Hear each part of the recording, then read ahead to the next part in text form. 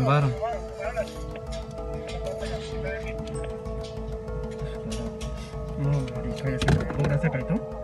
Como echando mano de 3 cuerdas, los indígenas logran derribar el monumento sobre el que después de caer se levantan celebraciones y una bandera. Un grupo de indígenas tumbó la estatua del conquistador Sebastián de Belalcázar en Popayán, Cauca, durante un juicio simbólico que se realizó este miércoles 16 de septiembre y en el que se declaró culpable a Belalcázar por genocidio, apropiación de tierras, despojo, entre otros delitos.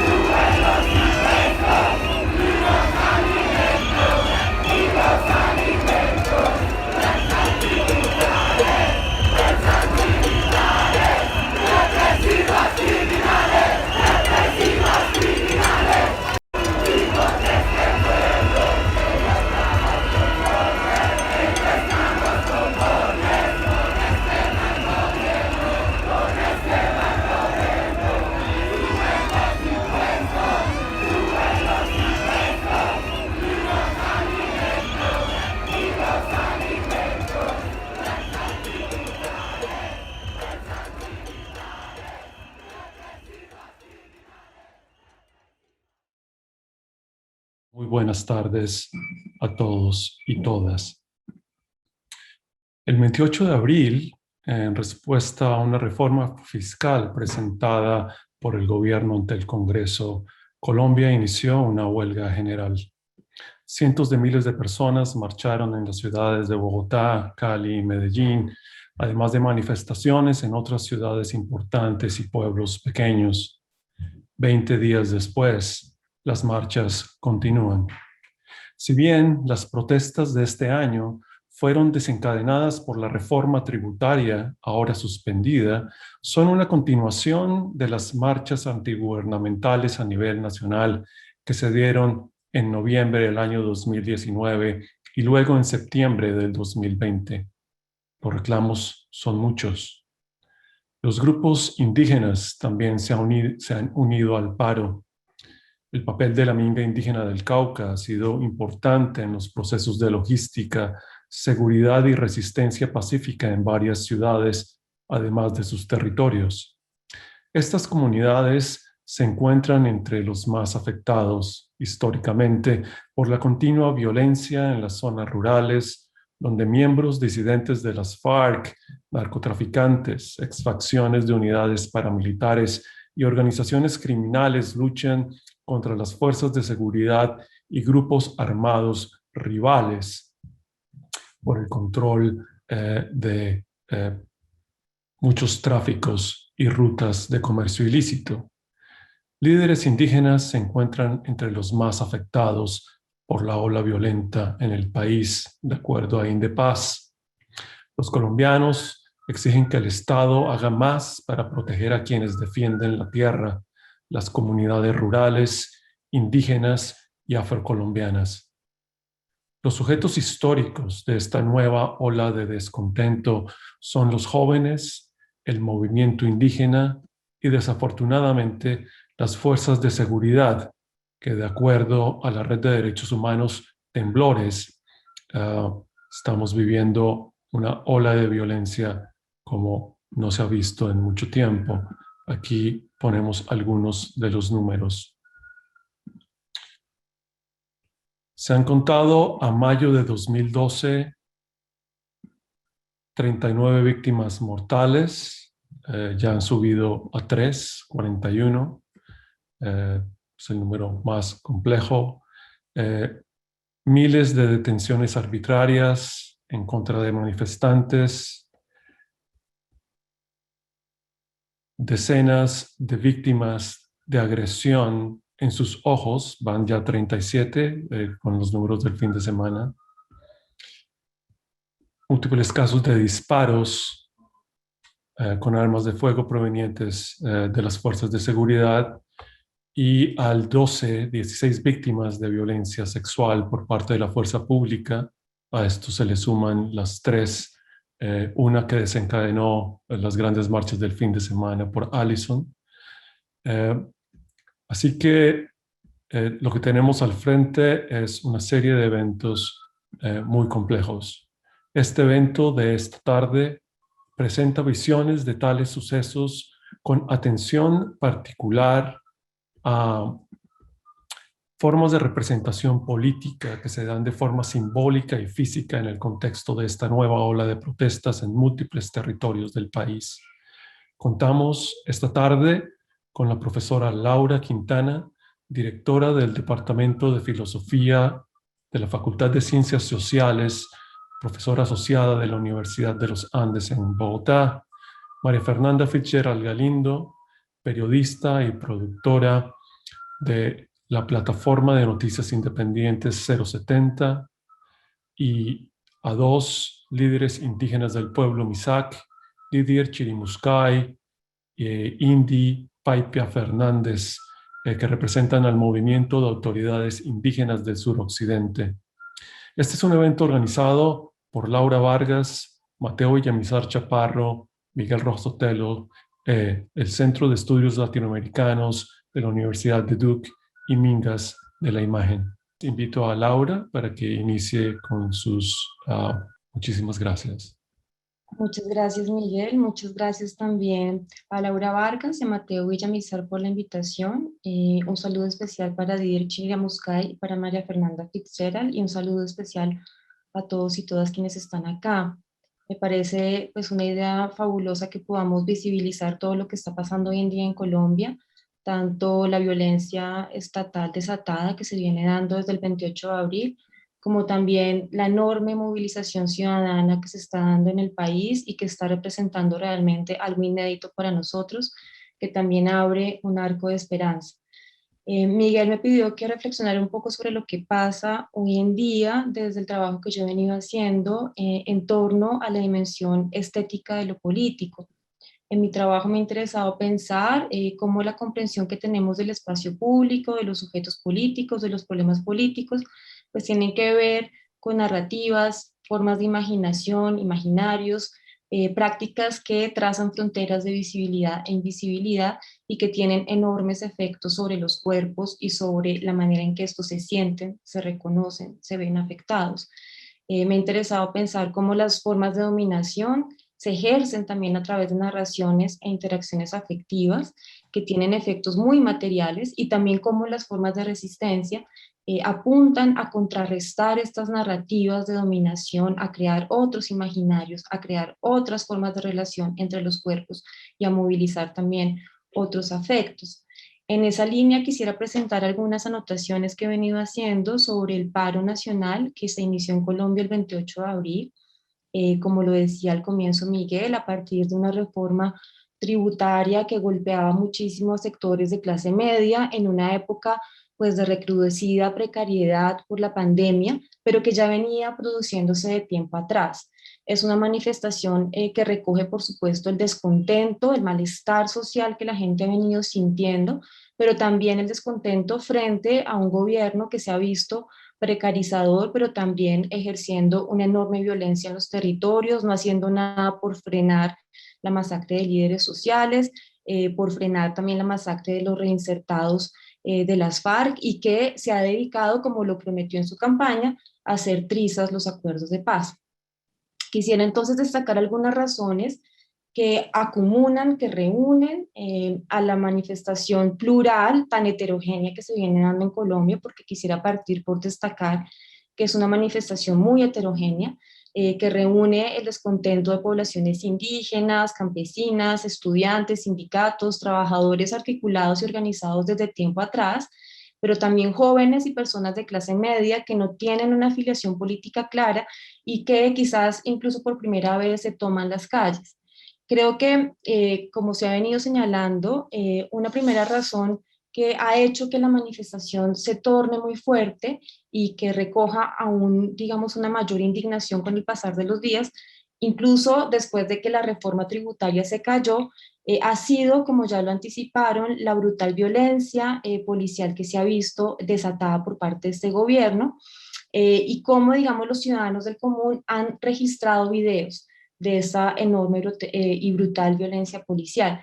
Creo que la circulación de estas imágenes, de estos videos, ha sido muy importante porque gracias a esas imágenes se han logrado producir unas contranarrativas de la protesta, que también se apoyan estas contranarrativas en nuevos medios alternativos que van a los lugares de manifestación, entrevistan a los actores implicados y que así, digamos, se oponen a una narrativa muy usual en los medios corporativos de comunicación colombianos, que es simplemente reducir la protesta a un acto o acciones criminales, vandálicas, que están, digamos, perturbando y poniendo en riesgo el orden público.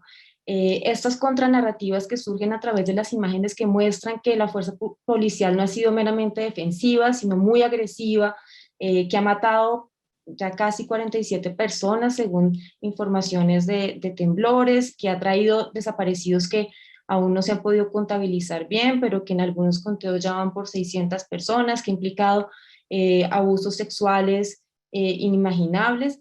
Digamos, todo eso se ha logrado visibilizar y la creación de esas contranarrativas ha sido muy importante porque ha puesto de manifiesto un compromiso con la verdad fáctica.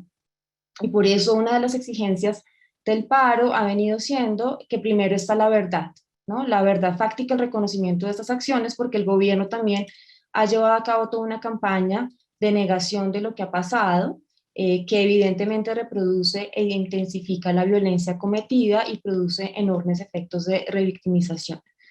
De la mano con esto, entonces, creo que la protesta se ha dedicado a través de estas contranarrativas a poner de manifiesto que el derecho a protestar es un derecho democrático fundamental y es un derecho que se ha negado sistemáticamente en Colombia después de muchos años de estatutos de seguridad que persiguieron a la protesta como una anomalía que pondría en riesgo el orden público.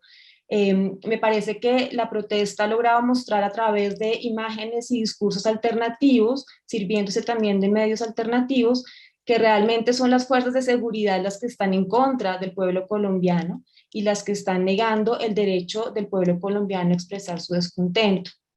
Me parece que en particular la protesta ha logrado resistir esa imagen del vandalismo con la cual se la quiere identificar, poniendo de manifiesto que, por ejemplo, acciones directas y formas de presión que son fundamentales para las manifestaciones políticas de desacuerdo, como los bloqueos, las tomas de vía, las pintadas o las tumbadas de estatuas, como las realizadas por los MISAC, o también como la quema del Monumento de los Héroes en Bogotá hace algunos días, realizado por ciudadanos de la ciudad, no se debe leer simplemente como actos vandálicos, sino como actos de resignificación y de reapropiación de los ciudadanos de un espacio público que han sentido que los ha excluido y los ha marginalizado.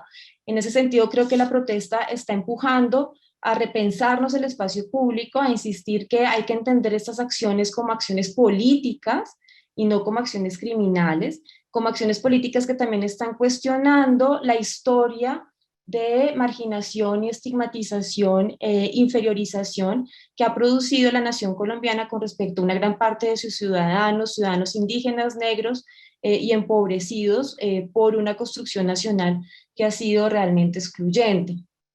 Entonces creo que eso también ha sido muy importante para incluso poner de manifiesto que así haya algunos actos de malestar social que se expresan a través de saqueos, esos saqueos deberían leerse también como manifestaciones de descontento social y no como acciones meramente criminales.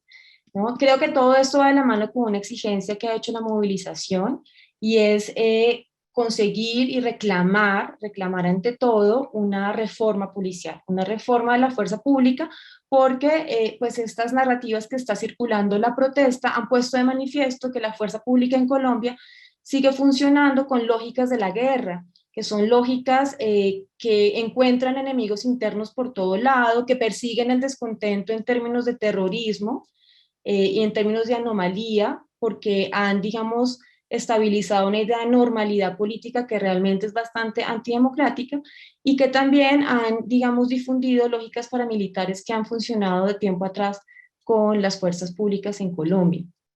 Entonces creo que también la protesta pues ha puesto de manifiesto la necesidad de contrarrestar estas lógicas, quebrarlas desde adentro y quebrar con ello también una lógica que sigue operando en el statu quo colombiano, y es la idea de que pues, hay vidas que valen más que otras, y que hay vidas que ponen en riesgo el orden público, que merecen ser, por ejemplo, violentadas, algo evidentemente en contravía con los derechos humanos, porque incluso desde los derechos humanos, pues también el que se llama vándalo tendría derechos humanos.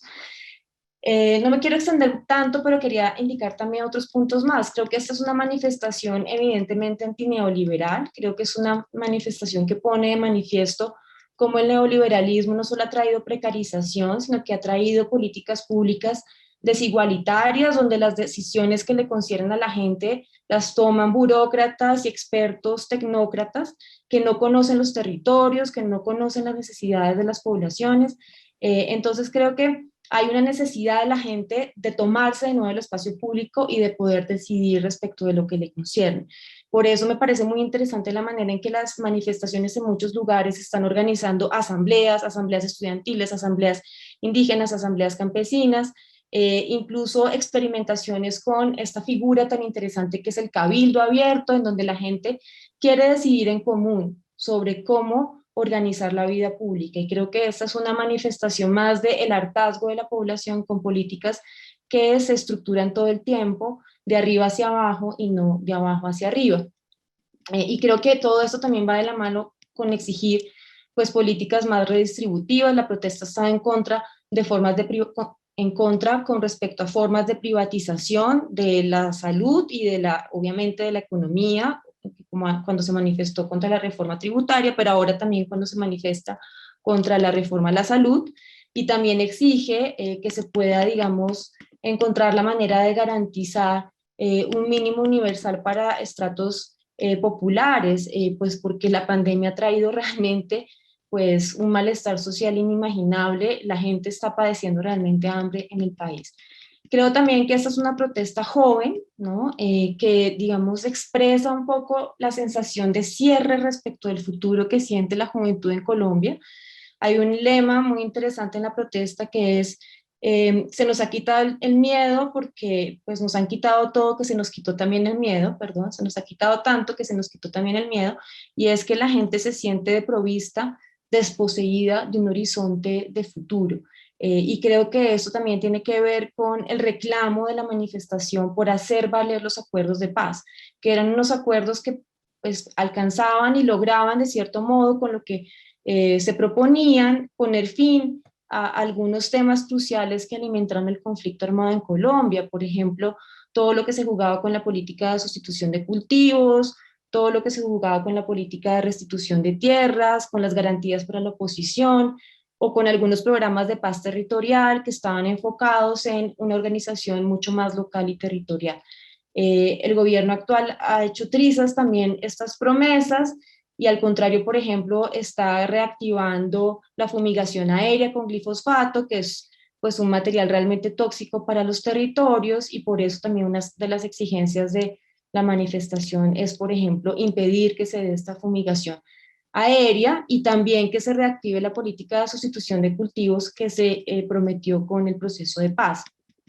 Finalmente diría también que esta es una manifestación realmente antiuribista, y eso es muy interesante porque creo que el uribismo tuvo efectos muy nefastos para el país. El uribismo, como muchos saben y quizás algunos no, fue en el país un proyecto de élites regionales que justificó la alianza del Estado con el paramilitarismo, estuvo implicado en el despojo, ha estado implicado en realidad, es algo presente, en el despojo de tierras, en formas de vaciamiento territorial que han favorecido políticas extractivas. Se ha vinculado entonces con formas también de autoritarismo neoliberal, apelando a un proyecto modernizante desarrollista, que realmente ha tenido efectos terribles para las poblaciones y ganando apoyo popular, centrándose en ideas tradicionales, en valores tradicionales, coloniales, anclados al individuo, al individualismo posesivo y acentuando en muchos ciudadanos un deseo de, digamos, de normalidad que se asocia con una figura que en Colombia es muy usual, que es la del ciudadano de bien, la gente de bien.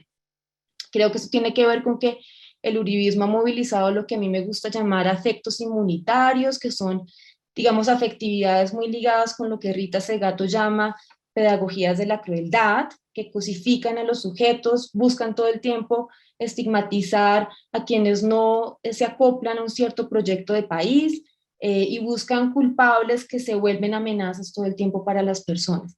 Eso activa múltiples formas de vigilancia, de microfascismos, de deseos de normalidad, que han tenido efectos pues muy destructivos para el espacio público en Colombia. Creo que la movilización quiere perturbar esos afectos inmunitarios, quiere mover una rabia organizada políticamente, quiere, digamos, oponerse a estas narrativas antidemocráticas, digamos que también haciendo converger voces de las ciudades con voces en los territorios. Es muy interesante, por ejemplo, las alianzas que se dan entre estudiantes en los grupos de primera línea, por ejemplo, en Cali, e indígenas de la Minga. Entonces creo que es una protesta que está introduciendo también en el mundo político colombiano la necesidad de unas discusiones más amplias que también son ecológico-políticas y que tienen que ver con frenar formas de extractivismo en los territorios que también han tenido tremendos efectos sobre los cuerpos, no solo en el campo, sino también en las ciudades, porque pues el proyecto neoliberal uribista pues también ha traído consigo múltiples formas de inseguridad laboral. Entonces, pues lo dejaría ahí para no tomarme más tiempo, y le daría la palabra a María o a Didier. Muchas gracias. Muchísimas gracias, Laura. Creo que iniciamos muy bien este proceso. I just want to remind you that if you need translation, go to your icon for interpretation. We are live also on Facebook.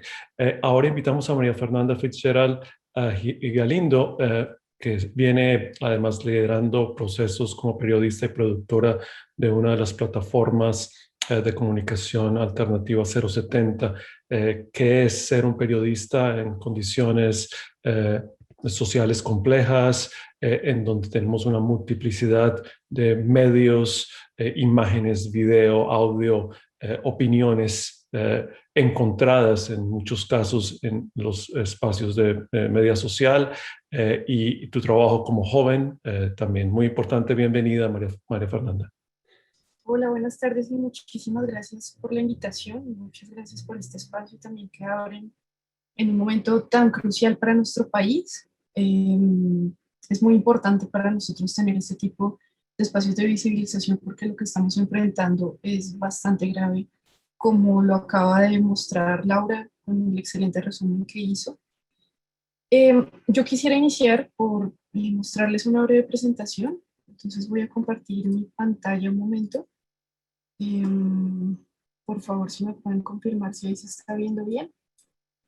La vemos. Perfecto. Bueno, entonces básicamente lo que nosotros hemos empezado a ver desde un tiempo atrás, pero prioritariamente desde el 28 de abril, ha sido una construcción que, digamos que en mi opinión es más la explosión de una serie de tensiones que se venían viviendo de mucho tiempo atrás, como también pues lo acaba de expresar Laura muy claramente. Nosotros el 28, en la madrugada, vimos uno de los actos más poéticos y más fuertes que hemos podido ver a lo largo de todo este paro y que yo considero que fue una de las semillas que permitió que pudiéramos empezar a desarrollar la fuerza para tomarnos las calles, ¿no? Y fue cuando el pueblo Misak derrumbó la estatua y pues, digamos, ahí se generó esta imagen que quedó en la memoria colectiva de todos y que nos llenó pues, de muchísima fortaleza. Y sobre esto, en 070, que es el portal para el que yo trabajo, publicamos una nota muy interesante en la que se aborda el por qué Cali, que es la ciudad, digamos, que ha tenido un mayor desborde de violencia y de escenarios catastróficos, ha significado, y bueno, y ha resignificado el paro. El profesor Alejandro Martín decía que si alguien tenía derecho a derribar esta estatua eran los indígenas. Y del mismo modo como lo hicieron en Popayán, este acto ocurrió hace un tiempo también, cuando también el pueblo Misak derrumbó otra estatua que estaba ya ubicada en Popayán. Al hacerlo en Cali, lo hicieron como un colectivo y lo acompañaron también de toda una argumentación y sentando una posición como comunidad que señala lo importante que resulta tumbar este tipo de íconos. Y al tumbar la estatua, se crean nuevos mapas y nuevas formas de orientarnos. Traigo esto a colación básicamente porque en Colombia hemos vivido dos tipos de narrativas y estoy hablando desde un espacio puramente periodístico, pero que también se puede entender en distintos estándares sociales, en distintos estándares culturales. Nosotros hemos vivido siempre bajo una doble identidad. Por un lado, las narrativas ancestrales de los pueblos originarios, de los pueblos afro, de los pueblos campesinos, de las distintas minorías que componen a nuestro país, que a lo largo de nuestra historia se han visto atropellados y se han visto como una memoria que se ha querido borrar de muchas maneras.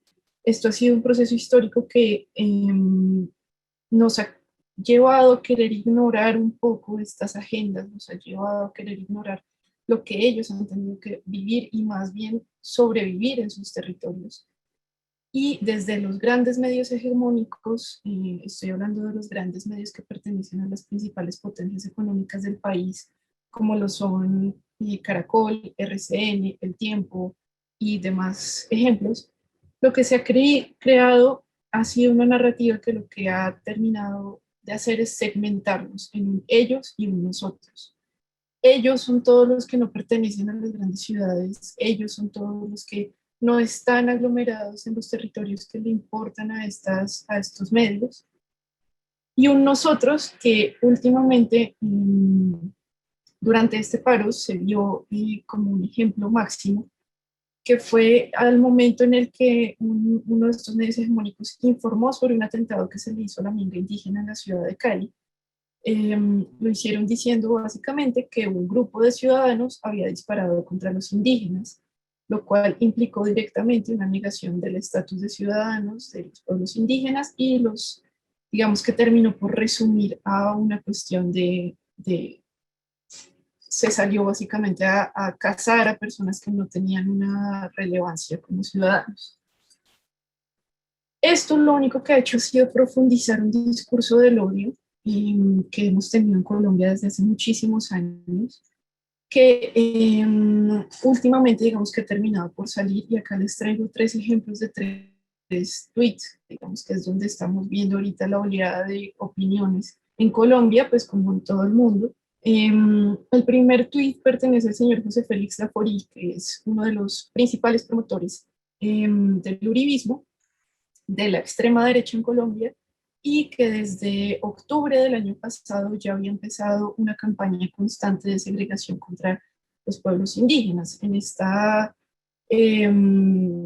imagen que tienen acá a la izquierda, no sé si ven mi cursor, pero ahí la estoy señalando, él básicamente lo que estaba haciendo era empezar por perfilar y por generar un discurso de odio hacia las personas que en ese momento se estaban reuniendo en una región que se llama El Pital, que queda en el Cauca, que fue una de las primeras, bueno, una de las movilizaciones más grandes que vimos el año pasado en plena pandemia. Yo tuve la fortuna de acompañar esa movilización desde allá directamente desde el Cauca, y lo que noté fue toda esta necesidad que tuvo el uribismo de generar tanta prevención en contra de estos pueblos, porque entendían claramente que ellos estaban generando una aceptación importante dentro de la ciudadanía.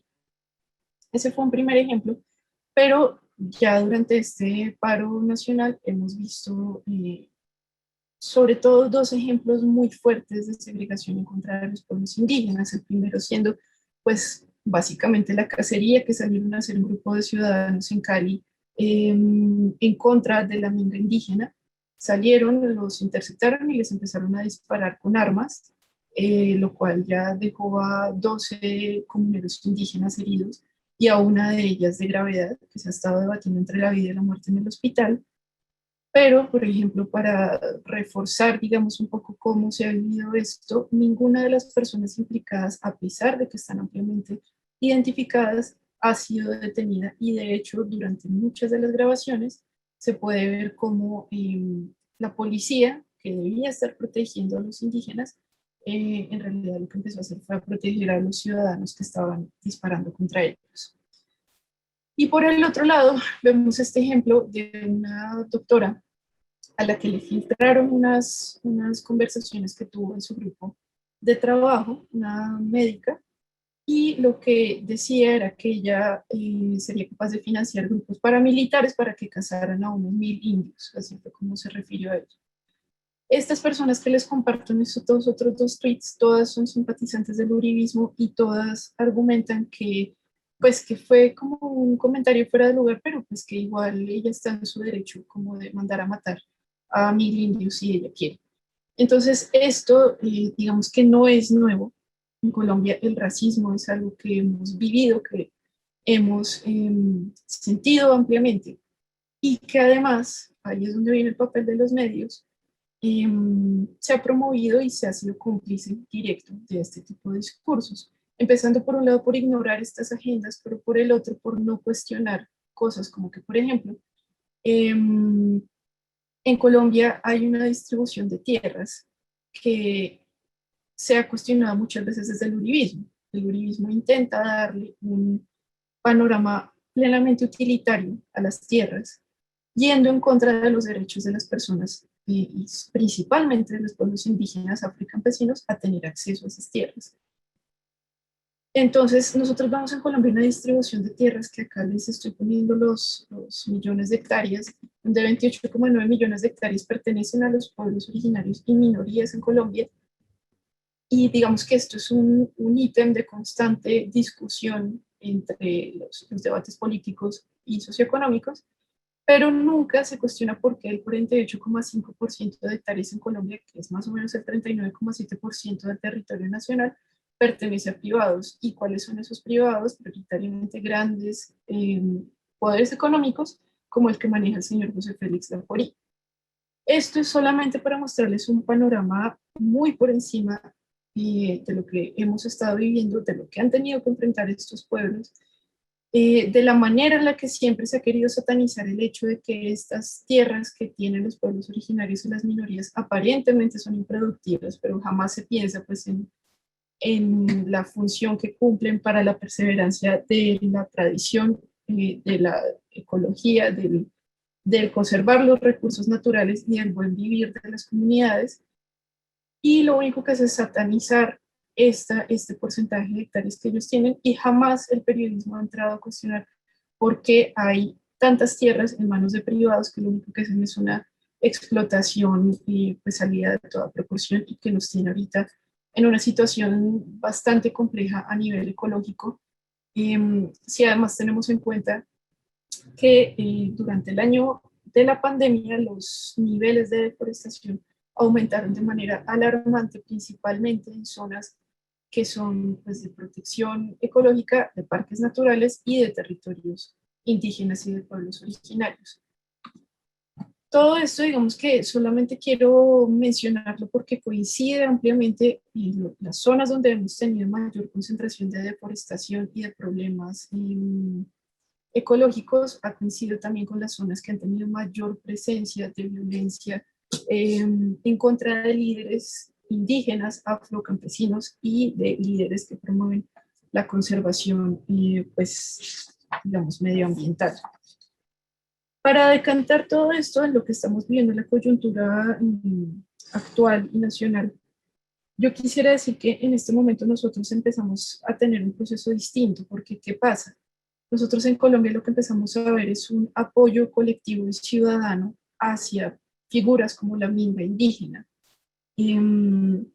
Los empezamos a reconocer como una autoridad importante y esencial para nosotros como colectivos ciudadanos, y digamos que ellos han recibido pues un apoyo muy amplio al que el gobierno claramente le tiene miedo, pues porque ha implicado que las personas pues ya no coman cuento de, pues de, digamos, lo que se ha construido siempre, y es la narrativa de un ellos y de unos otros. La ciudadanía actual entiende a los indígenas como parte del cambio, como parte de los líderes que requerimos para conseguir esta transformación, y por eso mismo han sido tan atacados y tan eh, satanizados de alguna manera. Esto mismo, digamos que lo único que está causando es que nosotros desde los medios alternativos, que ahí es donde viene la labor que nosotros hemos querido hacer, es empezar a quebrar preceptos, empezar a mostrar el lado pues de los pueblos, que ellos sean quienes tengan la vocería, que ellos sean quienes entren a explicar cómo son sus procesos, qué es lo que están viviendo, cómo lo están viviendo y por qué es importante tener en cuenta también sus voces para que ellos puedan tener una mayor relevancia social y política en medio de las conversaciones que estamos teniendo, pues como es lo lógico, ¿no? Nosotros claramente tenemos un problema, y es que la mayoría de medios alternativos estamos albergados en espacios virtuales principalmente, lo cual no nos permite tener un acceso a tantos territorios como quisiéramos, y sigue habiendo una presencia mayoritaria de medios hegemónicos como lo son RCN y Caracol principalmente. Entonces, esto digamos que entorpece bastante nuestra labor, pues porque así queramos cambiar la narrativa, así queramos denunciar y queramos ser, digamos, tener un cambio de preceptos importante, pues nuestro alcance todavía no es suficiente. Y esto lo único que implica es que en muchas zonas se siga perpetrando una tergiversación de la información y se siga hablando pues de una cuestión que no necesariamente no necesariamente es la verdad. Por eso mismo se siguen infundiendo ideas tan erróneas como que, por ejemplo, todos los indígenas pertenecen a grupos guerrilleros. Por ejemplo, es una de las nociones más usuales que se han sembrado en distintas regiones del país, y pues justamente este son el tipo de narrativas que nosotros necesitamos empezar a transformar y que durante este paro nacional se han visto muy cuestionadas. Nosotros estamos en este momento teniendo una ciudadanía bastante más crítica, que se ha depositado principalmente en las juventudes del país, que se ha depositado principalmente en las disidencias de este país, que no están de acuerdo, como pues comentaba Laura, con una estructura clara que es el uribismo, que se ha encargado de profundizar y sembrar más estereotipos en contra de este tipo de comunidades, porque son estas comunidades las que le han hecho una oposición clara a el tipo de políticas que ellos han querido manejar, que en su mayoría han sido principalmente extractivistas, han sido de un capitalismo desbordado y que niegan los derechos básicos que tienen estos pueblos. En este momento, o sea, actualmente lo que nosotros estamos viendo es un claro desborde de la fuerza pública en contra de nosotros, de los ciudadanos, de quienes estamos saliendo a manifestarnos. Sin embargo, esto no es nuevo. Nosotros hemos visto esta violencia en los campos, nosotros hemos visto esta violencia en los pueblos, perdón, en los barrios donde viven las personas con niveles de ingresos más bajos, con mayor precarización.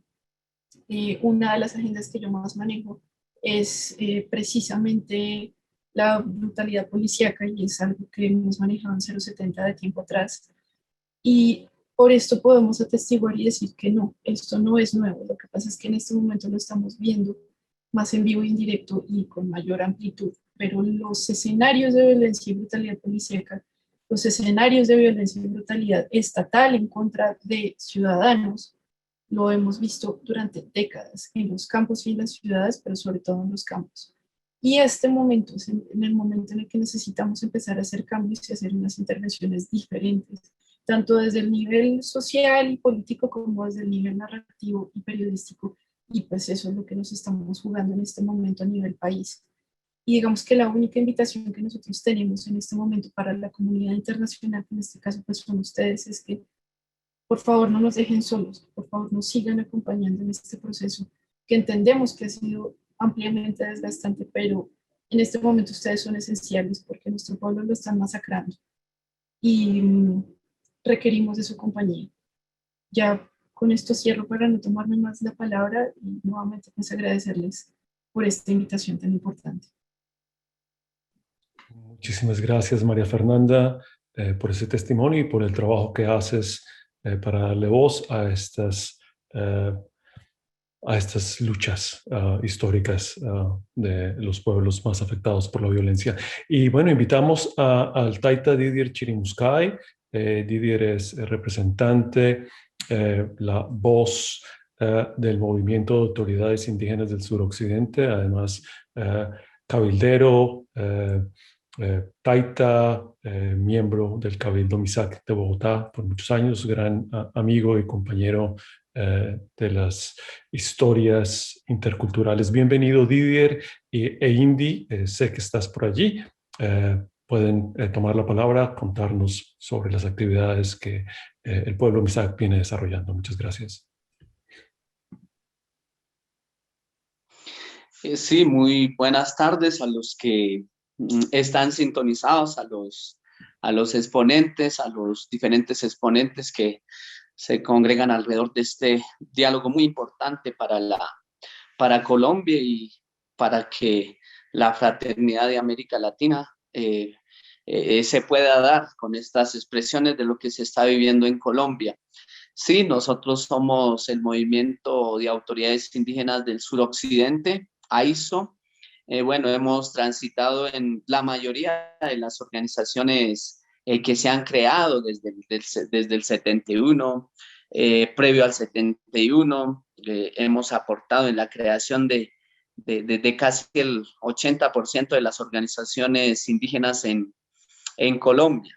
Entonces, en ese sentido, actualmente estamos en 8 departamentos del país, enfocado entre el centro y suroccidente del país, y estamos todo el pueblo MISAC en su conjunto, los más de 22 autoridades, algunas comunidades nazas en el departamento del Cauca, como es el caso de la Paila Naya, de Novirao, de la Claudia, y que se han ido o que han caminado alrededor del tema del movimiento de autoridades indígenas, el pueblo Pijao, que en su mayoría se acentúa en el norte de Tolima, y ahí estamos con la fuerza de la gente.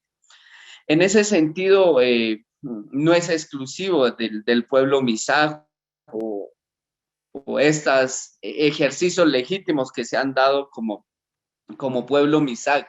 Entonces, en un primer momento, aclarar que para los pueblos indígenas esto no es una coyuntura. Siempre los pueblos indígenas, desde nuestras dinámicas locales, desde nuestras dinámicas regionales, con nuestros representantes nacionales y las organizaciones nacionales, pues siempre hemos estado en esa lucha, y en esa lucha que hoy, por ejemplo, en estos momentos es más intenso, ¿no? Por todo lo que viene pasando en Colombia, toda la respuesta que ha dado, la respuesta militar que ha dado el gobierno, el Estado, pues está disparando, está asesinando esta inconformidad del pueblo colombiano, esta inconformidad de la juventud, de las mujeres, de los indígenas, de todos los que han salido. Entonces, en este sentido es muy importante que los pueblos que luchamos, esto no es una coyuntura nueva, sino una posibilidad de ejercer ese cambio y con cierto enfoque en estos momentos. Y eso es lo que pues venimos planteando como pueblos indígenas. Bueno, además de eso, el movimiento de autoridades indígenas del suroccidente, con la fuerza de la gente, está llamando la atención, porque alrededor de una memoria que ha estado secuestrada por la historia del racismo estructural en Colombia y todo lo que se puede interpretarse en la región andina, en América Latina. Entonces esa memoria, reitero, una memoria originaria secuestrada por la historia estructural que se ha vivido.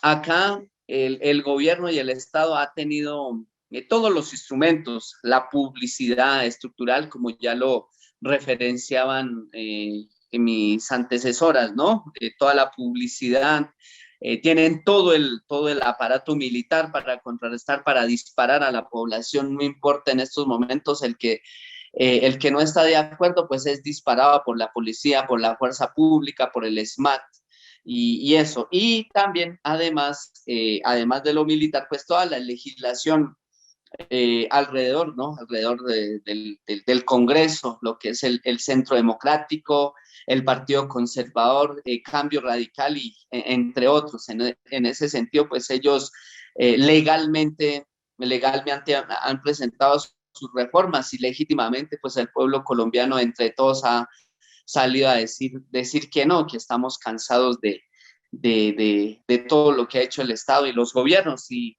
yo creo que en esta era de la, de lo que hoy vivimos en la República, pues con ningún gobierno nos ha ido bien a Colombia. Ya todos los gobiernos han estado al servicio, en la conquista, al servicio de España, de los reyes católicos, en la colonia continúa igual y hoy en la República igual, ¿no? Desde que Simón Bolívar delega a la gobernabilidad a Francisco de Paula Santander, que fue a otros países andinos. Entonces Francisco de Paula Santander cambia a su acomodo. Entonces todo lo que se vive hoy, podemos tener diferentes percepciones, por ejemplo, de Simón Bolívar, como lo es en el caso del pueblo Pastos, ¿no? Del pueblo nariñense, del pueblo en Nariño. Entonces, eso, como esa historia. Entonces, en ese sentido, el pueblo Misag ha estado como descubriendo esas raíces. Entonces, para el movimiento indígena hay dos elementos fundamentales, y esos elementos fundamentales es el rescate del territorio que ha estado secuestrado por los terratenientes y que sigue secuestrado en muchas partes del país. Hoy, por ejemplo, la tierra para especular, por ejemplo, en el departamento del Valle, a propósito de los que salieron a disparar todas las tierras que están en manos de los azucareros, de los empresarios, en manos de los terratenientes, la tierra para especular los precios, para especular. Entonces, en ese sentido, se ha planteado las recuperaciones de tierras desde hace mucho antes, y que hoy, por ejemplo, en el pueblo Nasa, en el norte del Cauca, se conoce la liberación, pero también son conceptos que van también afianzando. El pueblo Misa plantea las recuperaciones de tierra, hoy los pueblos Nasa se están planteando la liberación, ¿cierto? Entonces son conceptos que también los pueblos indígenas pues, en su momento hemos debatido, pero hoy la lucha es en conjunta. Entonces, en ese sentido. Y otro ingrediente, elemento muy importante es el tema de la memoria. La memoria, porque es que hoy dejar pasar por alto los símbolos de la desmemoria es no ser consecuente con nuestros ancestros, es no ser consecuente con esa memoria de la tierra. Cuando hablamos de la memoria de la tierra, no es cualquier memoria, es la memoria, son las piedras, son nuestras lagunas o las aguas. Para el mundo indígena son las aguas, el femenino tiene sus olores, tiene sus colores, tiene sus diferentes funcionalidades. Entonces, en ese sentido, no es cualquier memoria. Y entonces ya tenemos el rescate por la territorio. Nuestros mayores tienen una consigna que lanzaron previo a los 80, y en los 80 con esos caminaron desde Ipiales hasta Bogotá la marcha de gobernadores encabezado en esa vez por el pueblo Misa, por el pueblo Nasa, por los Pastos, por los Kamsay y algunos cabildos cabildos incas en el Valle del Sibundoy. Entonces, ha sido muy importante ese trasigar. Entonces, el aporte hoy de la juventud, de la nueva generación que quiere asumir estos temas, haciendo una pedagogía. O sea, derribar estatuas es una pedagogía anticolonial, una pedagogía que nos toca que acentuarnos para hablar de esa memoria de la tierra. Entonces nuestros mayores lanzaron esa consigna de recuperar la tierra para recuperarlo todo. Recuperarlo todo no implica todo el ejercicio físico del territorio, sin importar quiénes están a nuestro alrededor. sino que es recuperar la identidad, la memoria, la cultura, la educación, la salud, la justicia. Entonces, cuando se hable eso, y la otra consigna que es muy importante y que en esa línea vamos, es que esta lucha es nuestra y de ustedes también.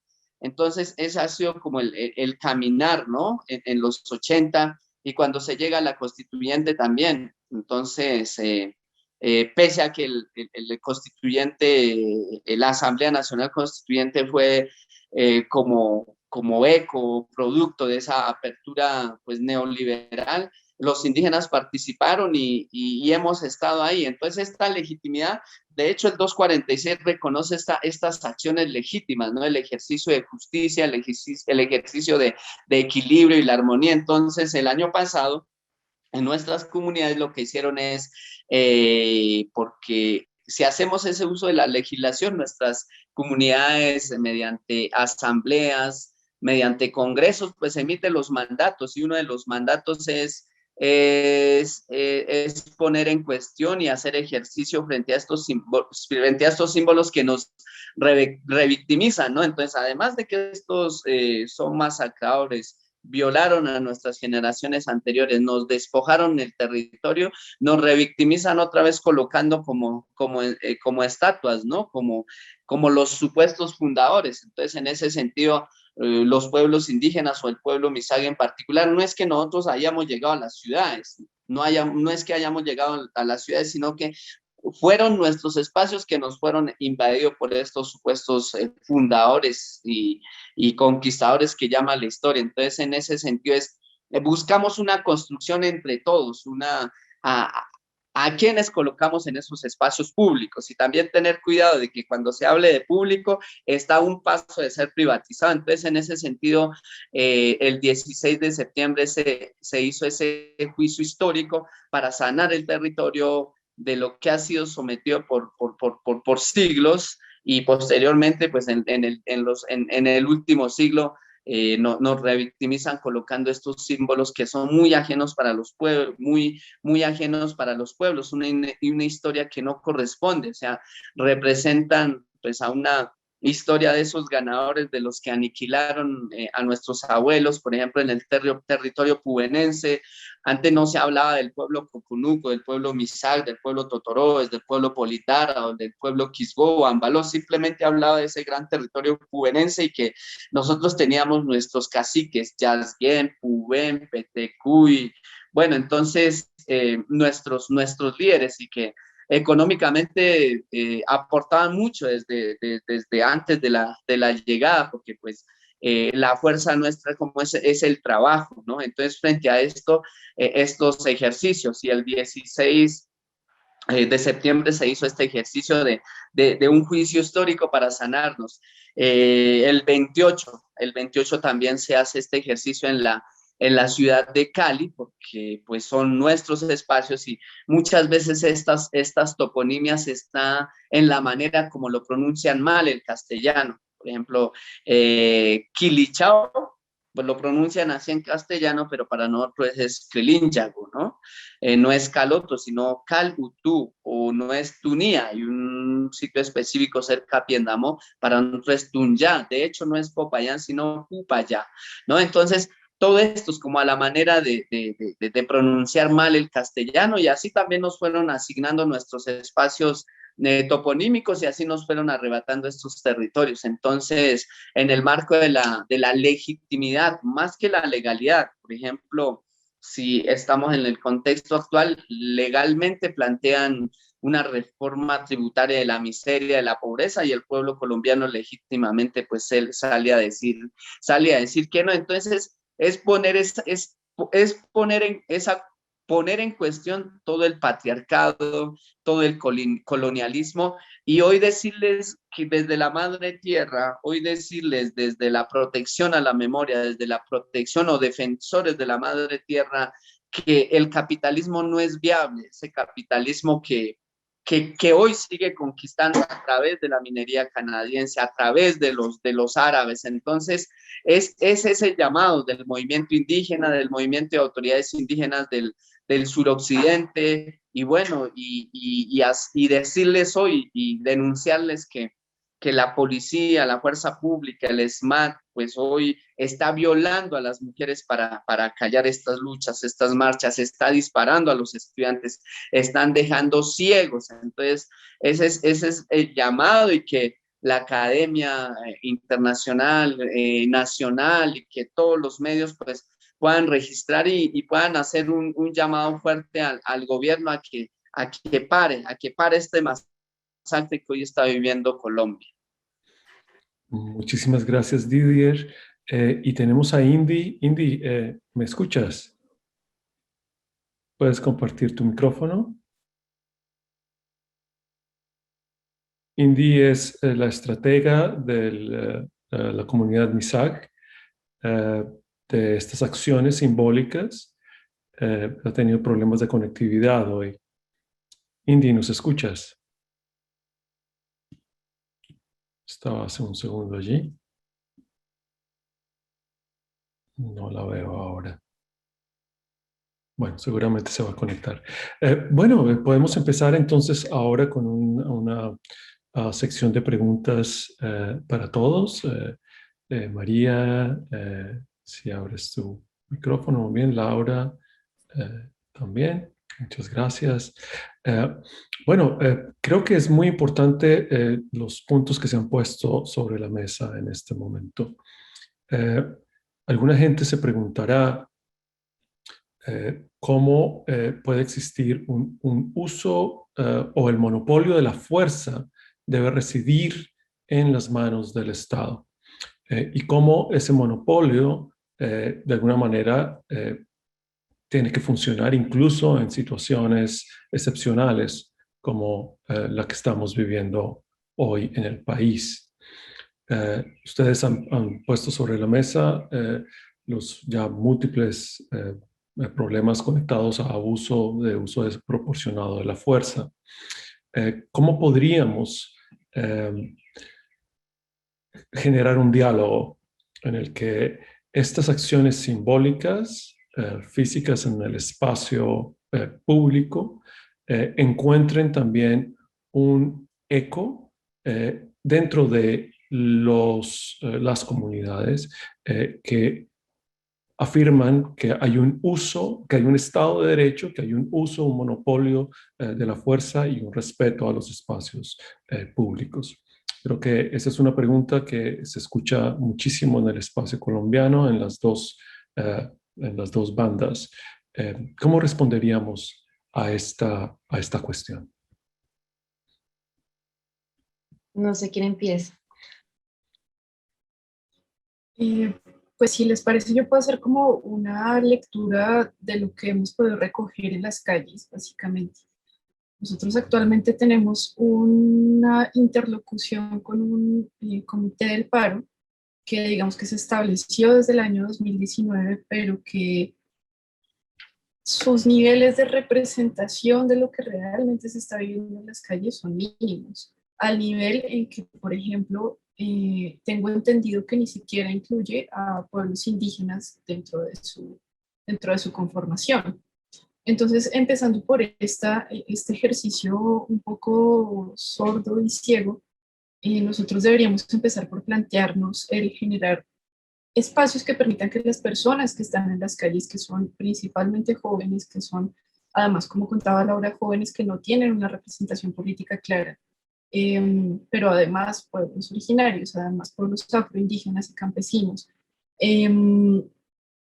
que nosotros entendamos que las voces tienen que surgir desde ahí y entenderlos como interlocutores válidos y como interlocutores legítimos.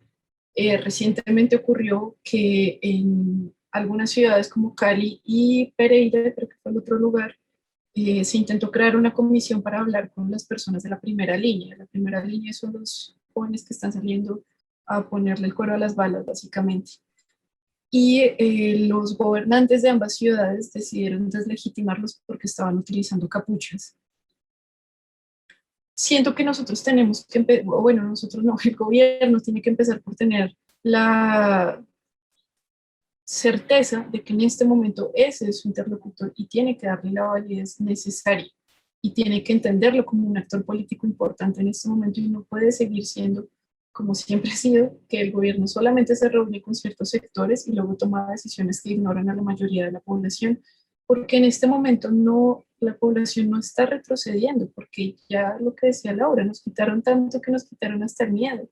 Y eso es una realidad que estamos viviendo en las calles, eso es algo totalmente evidente. Entonces, para lograr detener un poco esta masacre, lo primero es que el gobierno tenga la humildad de entender que ya no puede, digamos, que jugar con la ciudadanía como siempre lo ha hecho, porque no se está parando de ninguno de los dos lados. Y antes, el sábado vimos una manifestación en la ciudad de Bogotá que reunió alrededor de 1 millón de personas en el Monumento a los Héroes. Entonces, esto no se está deteniendo y es momento de que el gobierno entienda que tiene que darle una validez legítima a su interlocutor, y su interlocutor pues son las organizaciones populares y masivas que estamos viendo en las calles. Sí, yo añadiría lo que dice María, pues lo siguiente, y es que en Colombia se ha dado desde mucho tiempo atrás, como ella también lo decía Didier, una alianza entre paramilitarismo y fuerza pública. Y entonces yo creo que en Colombia no se ha dado realmente un monopolio de la fuerza por parte del Estado, porque hemos tenido siempre condiciones paraestatales. Entonces es importante que se dé realmente una desmovilización del paramilitarismo en Colombia, porque hasta que eso no pase, pues realmente no va a haber monopolio de la fuerza por parte del Estado. Y eso realmente amenaza constantemente el espacio público de expresión en Colombia. Creo que de la mano con eso, como ya lo decía antes, la fuerza pública en Colombia no ha tenido un rol defensivo para asegurar como condiciones de seguridad ciudadana que atiendan también a una dimensión social, sino que ha promovido discursos securitarios en donde las fuerzas policiales ejercen un rol muy agresivo para contener el descontento social. Entonces creo que hay que cambiar como la visión de la seguridad. La seguridad no puede usarse para contener el malestar social.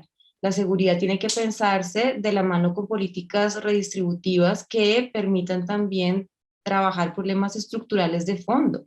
No se puede, digamos, utilizar de ese modo el discurso de la seguridad. Y creo que también en Colombia ha habido como una visión muy excluyente del espacio público. Eso lo señalaba muy bien Didier y tiene que ver con las luchas de los MISAC, es decir, el espacio público ha estado ordenado por lógicas coloniales que son muy excluyentes, que no tienen en cuenta una historia que es una historia de violencia, es una historia de persistencias, de discriminación y de estigmatización de una buena parte de la población en Colombia.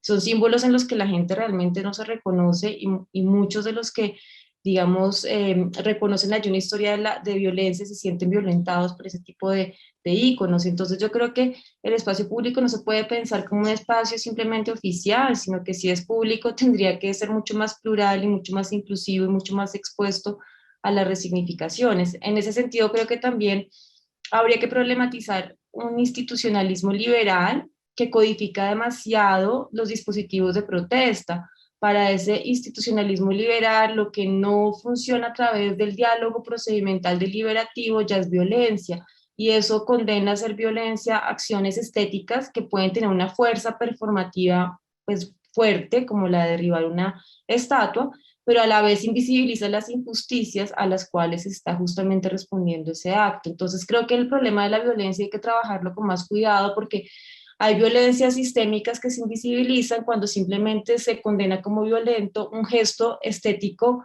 que puede apelar a una forma de violencia estética, pero que no es comparable a formas de violencia estructural. Entonces, creo que hay que tener más cuidado también con eso. Muy bien, muchísimas gracias, muy puntual, y creo que le da la entrada perfecto para Indy. Creo que estás ahí, puedes abrir tu micrófono, precisamente porque estas manifestaciones performáticas, simbólicas en el espacio público han capturado el imaginario no solamente de muchos colombianos, pero de mucha gente en el mundo, y además conectados, como lo decía Didier hace en algunas de sus alocuciones, con procesos el racismo estructural del mundo occidental. Que esto no es algo que solamente sucede en Colombia, que no es una expresión puramente colombiana, sino que responde a unas movilizaciones sociales de tipo global, de alguna manera una resistencia global a unas fuerzas neoliberales que aplastan la diferencia y que de alguna manera han destapado espacio negativo, lado oscuro del Renacimiento, como lo diría Walter Mignolo, una colonialidad imperante, una matriz que está basada en el racismo y que a través de acciones simbólicas de cuerpo, palabra, canto, danza, lo hemos visto en las calles colombianas, pero también en muchas de las manifestaciones globales del Black Lives Matter y otras, hay puntos de encuentro. Entonces me gustaría escuchar a Indy. ¿Cómo estás finalmente? Que nos cuentes un poco tu experiencia en la estrategia simbólica que el pueblo Misak ha tomado en los espacios públicos en Colombia.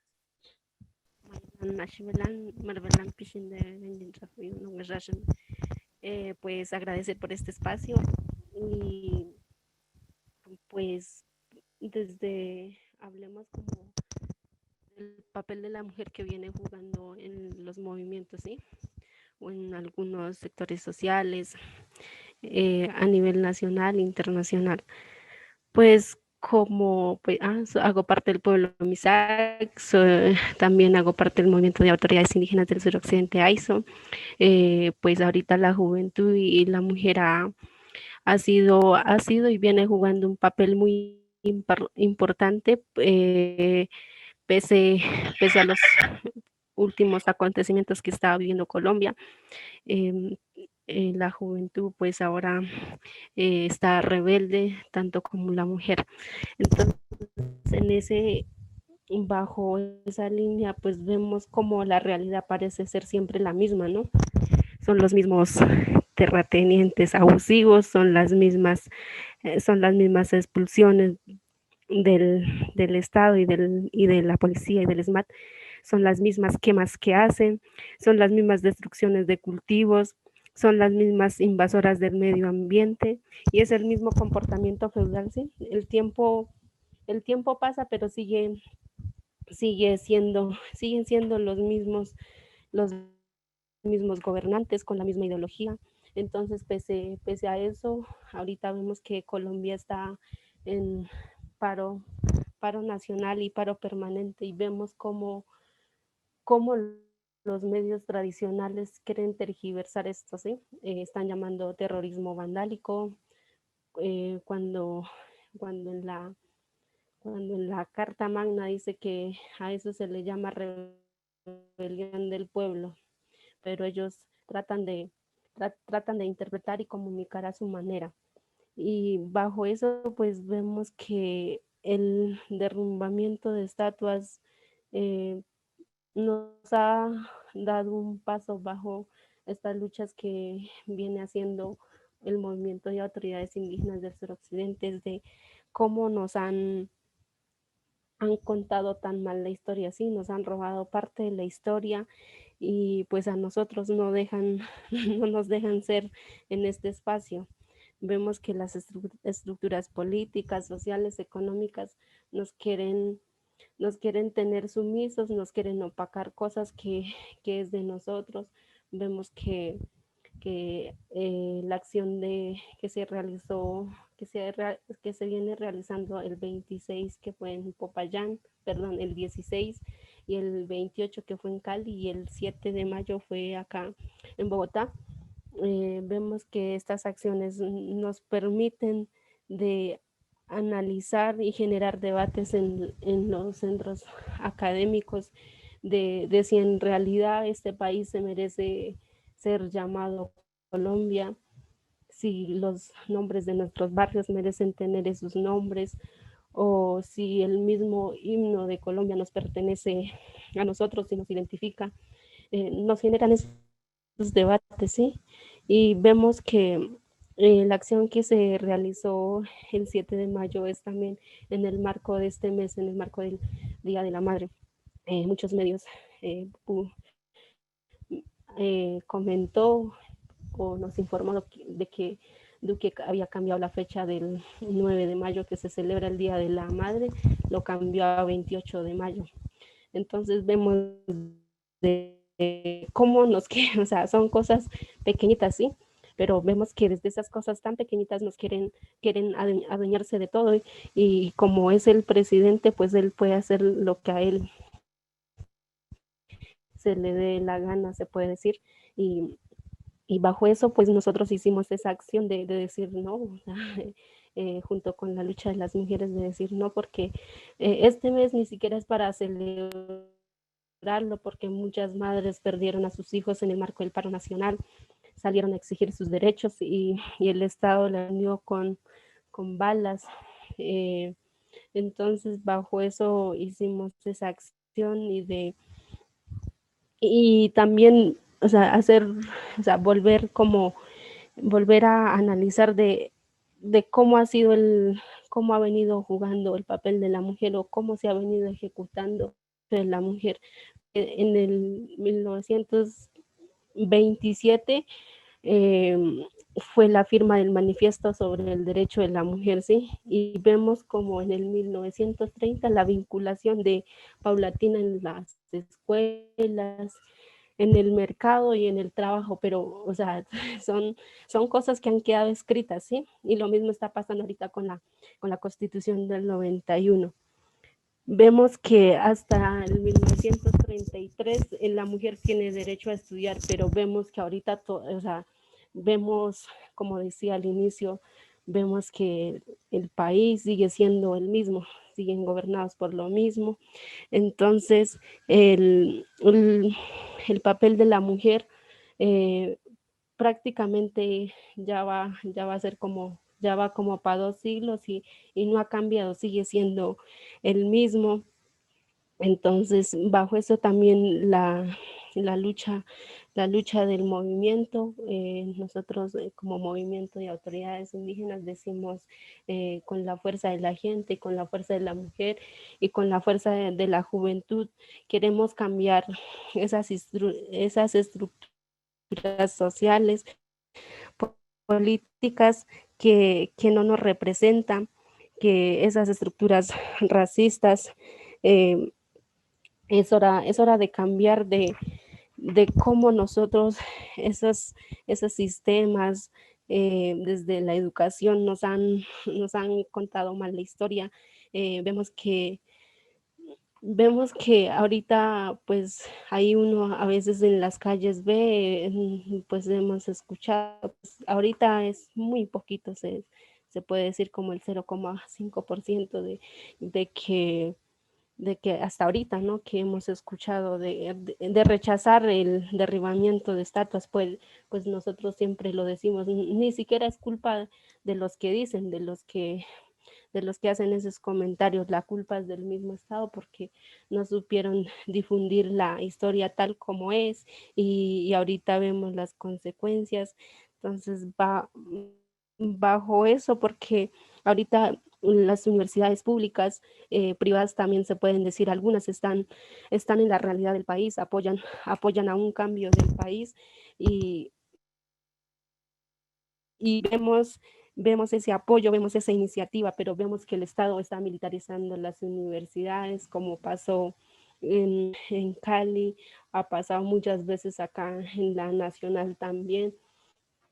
Entonces defendemos, entonces estamos como en eso y, y pues agradecer este espacio y más que es de otros países, vemos que tenemos un apoyo enorme y eso nos da mucha fortaleza y frente a las acciones policiales brutales que viene realizando, lo que pasó estos días allá en Popayán con Alison, pues es rotundamente rechazable, ¿sí? Y por eso también pues las mujeres vienen haciéndose sentir, exigiendo los derechos de que nosotras también pertenecemos y tenemos derecho a exigir nuestros derechos que está escrita en la Constitución y de cómo está plasmada tan bonita, pero al ejercer es todo lo contrario. Entonces estamos en eso y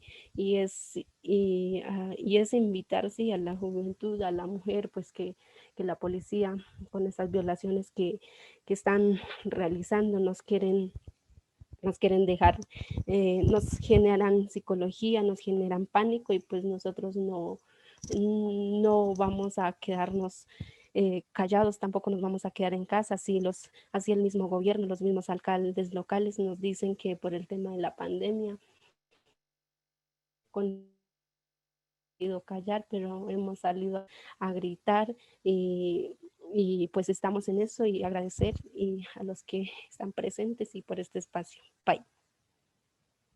Bye, bye. Muchísimas gracias, Cindy, por esas palabras. Sé que hay problemas de conectividad. Creo que esa era otra de las preguntas que tenemos. Colombia está en el pico más alto de su tercera ola de COVID y las marchas no se detienen. Así que hay un llamado de alguna manera desesperado de las comunidades y al mismo tiempo enfrentarse con sus cuerpos en el espacio público a otro enemigo que es el enemigo oculto del virus.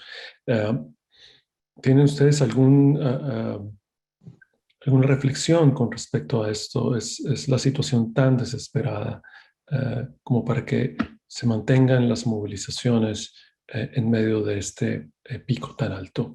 Y abrimos también para los participantes, quieren mandar un chat, podemos hacer preguntas por parte del público. Estoy sacando las preguntas de Facebook en este momento, tenemos un par de comentarios. Uno es sobre el COVID precisamente. ¿Alguno quiere comentar? Y están abiertos los micrófonos para sus preguntas. Pues, yo quisiera solamente incluir frente al panorama específicamente del COVID, que digamos que la pandemia lo único que terminó de hacer fue desnudar la precarización tan importante que tenemos en Colombia en el sistema de salud y pues en tantos otros sistemas. Lo que nuestros gobernantes ignoraron fue que efectivamente ese malestar que estaba siendo público en el 2019, digamos que sí se vio suprimido un poco por la pandemia, pero no supieron darle una respuesta a un fenómeno que claramente iba a ser, iba simplemente a pasar de lo público a lo privado. Las personas en las casas no dejaron de sentir hambre, de hecho eso se aumentó y las tasas de pobreza aumentaron ampliamente en Colombia y la pobreza extrema se convirtió también en un tema bastante complejo en nuestro país. Entonces nosotros tenemos en este momento, creo que son 7,5 millones de personas en el país que sobreviven aproximadamente con $32 por mes, lo cual implica que son muchas familias las que están apenas comiendo una sola comida al día. La respuesta de nuestros gobernantes fue tergiversar y aplazar algo tan urgente como lo era, por ejemplo, el tener acabo de olvidar el nombre, perdón, pero un auxilio a cada una de las personas de menores ingresos, porque en Colombia básicamente no existe una clase obrera, en Colombia existe una clase trabajadora, simplemente una clase que rebusca, pero acá no hay una organización que nos permita tener un trabajo asegurado, hay una amplia parte de la población que sobrevive con el diario, con lo que acá le decimos el rebusque, y eso lo único que termina es condenándolos a que lo que digamos que ese malestar que se está viviendo en público, pues ahora se dio con hambre y en privado. Entonces, estos fueron resultados, o sea, digamos que se terminaron de evidenciar a partir de la llegada de la pandemia del COVID.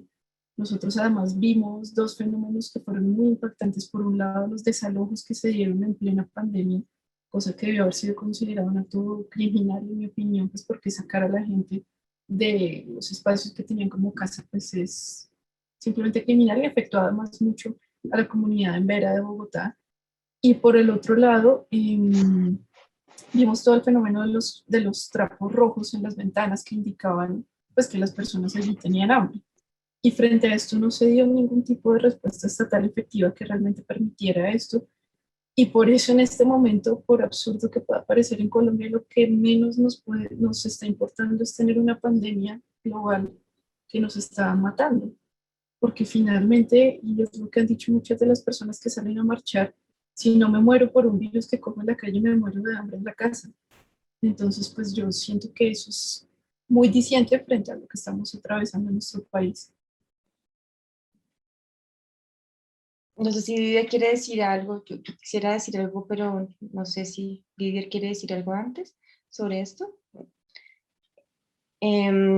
Sí, yo añadiría que a mí me parece muy diciente el hecho de que la política pública del gobierno frente a la pandemia fue sobre todo la autorresponsabilización de los ciudadanos. Entonces no hubo propiamente una política social pública, el sistema de salud de Colombia es muy precario, los médicos no ganan casi nada, pero además no les pagan a tiempo, los servicios de salud están muy privatizados y tienen muy poca cobertura.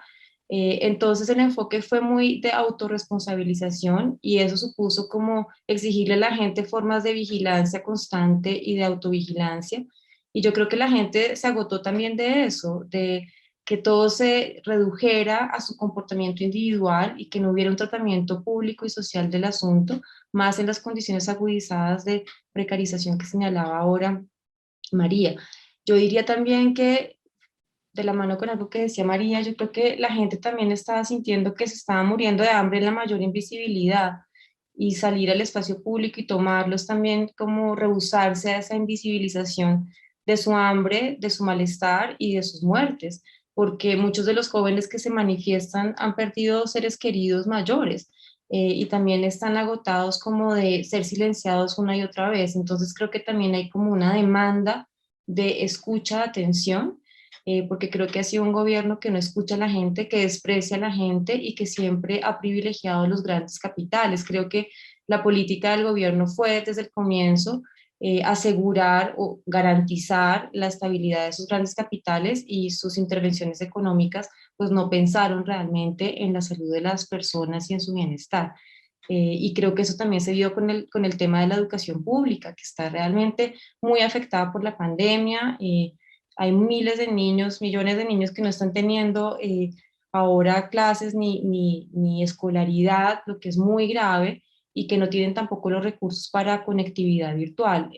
Entonces, digamos que lo que se siente es realmente la protesta de la gente por un Estado que si no los abandona, los violenta, porque en Colombia el Estado no solo opera por abandono de las vidas que no importan, que son prácticamente la mayoría, sino que también violenta cuando se expresa el malestar. Entonces creo que todo eso se acumuló y también más en época de pandemia, donde se acentuaron problemáticas que ya venían de tiempo atrás. Muy importante.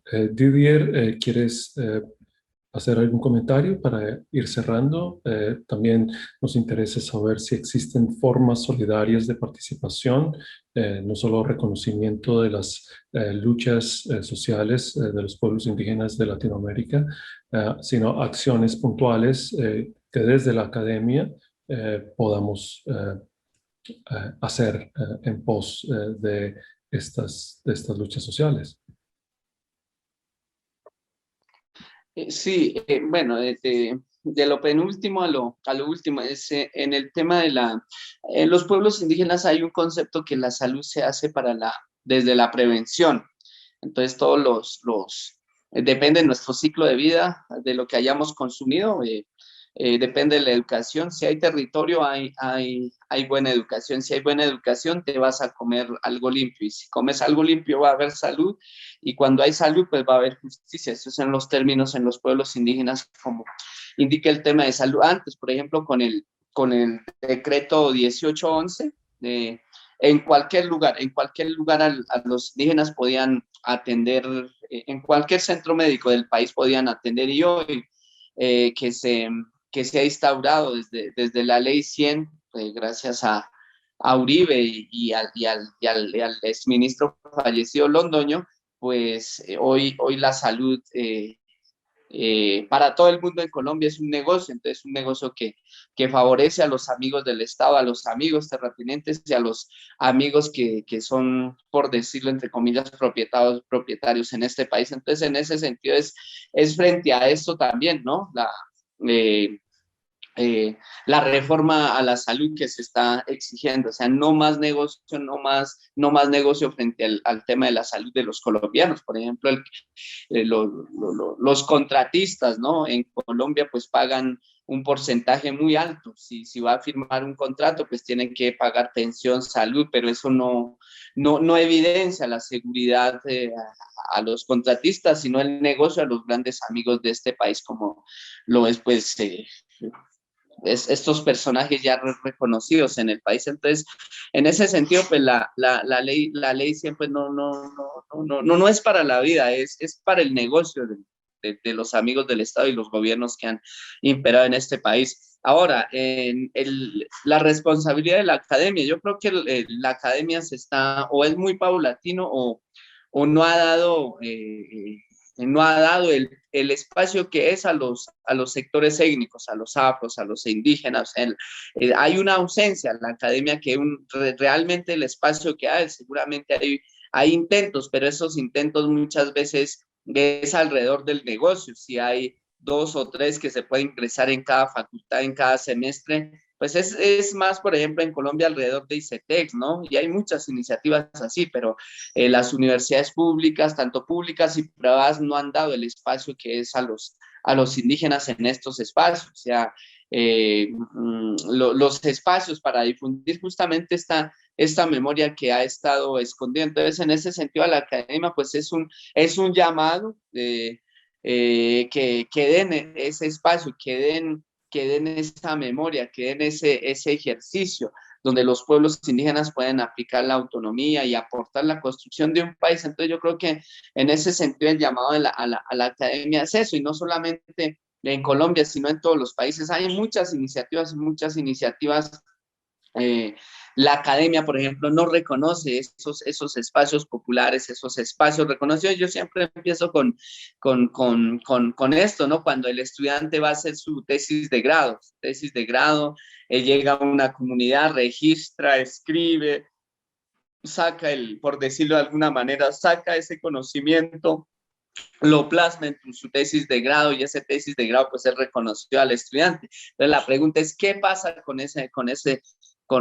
esa propiedad colectiva que hay en los pueblos indígenas? Entonces, en ese sentido, yo creo que es un llamado a comunicar, ¿no? A comunicar estos procesos. No solamente son espacios de academia, y en el caso del periodismo, no solamente las notas periodísticas, sino hacer parte de los procesos, desde los barrios, desde las veredas. El llamado es eso, que reconozcamos esos procesos locales. Y yo agradezco en este espacio al profesor, a María de 070, a la Facultad de Filosofía de la Universidad de los Andes, y yo creo que estos escenarios nos permiten conocernos, a entablar una relación. Yo siempre digo, en cada evento al menos crucemos los datos, o sea, el correo electrónico al menos, porque es que siempre tenemos que hacer ese ejercicio de comunicarnos. Entonces, muchas gracias, profesor Miguel, por este espacio, no sé cómo se lea en español Duque, pero ese espacio, Sí, muchas gracias. es una broma que me han hecho muchas veces. Esto es Duke University y tenemos Bueno, muchísima responsabilidad, Didier. Yo inicio casi siempre estos eventos diciendo que nosotros habitamos también un territorio indígena aquí en Carolina del Norte. Estamos parados, la universidad está parada en lo que antes era el territorio Saponi, el territorio Catawba, el territorio Lombi y gran parte del territorio Cherokee.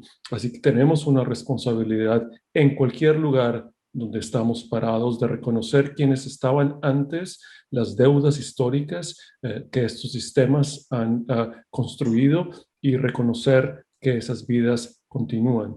Así que muchísimas gracias, Laura, profesora Laura Quintana, directora del Departamento de Filosofía de la Facultad de Ciencias Sociales de la Universidad de los Andes, María Fitzgerald Giraldo de 070, Didier Chirimuscay, vocero, líder del pueblo Misak, Indy desde atrás que nos acompañó. Ha sido un placer estar con ustedes. Estaremos en contacto y les damos un agradecimiento muy especial por compartir estas importantes ideas con respecto a lo que sucede en Colombia. El paro continúa. Que tengan una feliz tarde. bye bye. Bye bye. Gracias a Dios.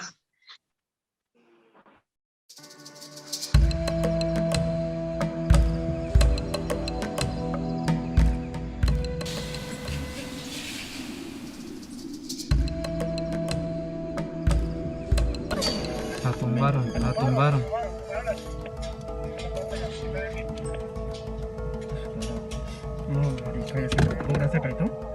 Como echando mano de 3 cuerdas, los indígenas logran derribar el monumento sobre el que después de caer se levantan celebraciones y una bandera.